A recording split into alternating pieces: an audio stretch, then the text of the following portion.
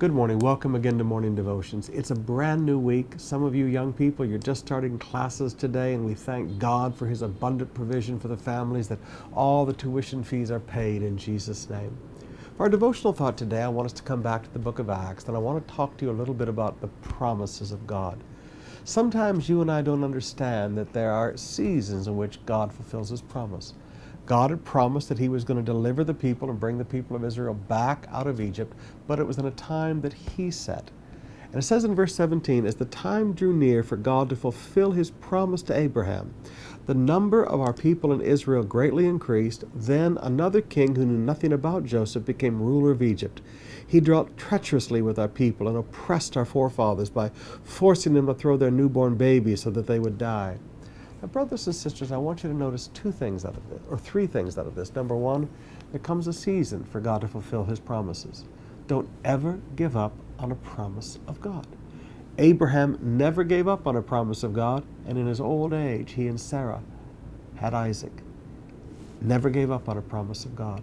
The people of Israel never gave up on the entire promised land, but it took hundreds of years until King David before they ever walked in the full promises of the entire inheritance God had for them.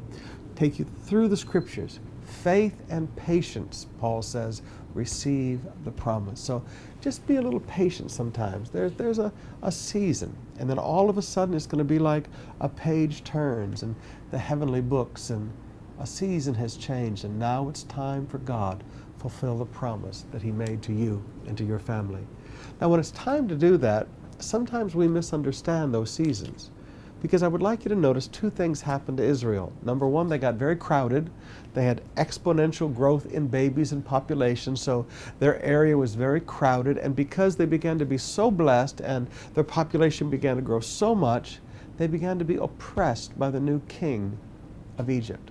So exponential blessings and growth that brings crowded conditions and intimidates other people about you, and then, so to speak, the stirring up of the nest.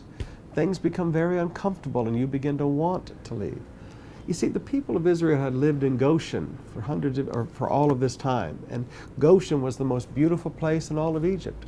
In order for them to want their own land, God had to stir up the nest a little bit, like a mother eagle stirs up the nest so the baby eaglets are not comfortable because the sticks are poking them in the bottom. They want to get out of the nest. At times, God gets our life a little uncomfortable so that we're willing to move out of what we thought was so comfortable and begin to believe Him to move into the promise that He has for us. So I'd like you to look at your life today, and maybe some of this blessing that's brought problems, maybe some of this stirring up of the nest and the frustration that you have been experiencing lately, this is not the devil. This is God just getting you ready to move on. This is the beginning of the fulfillment of the promise. So let me ask you a question today.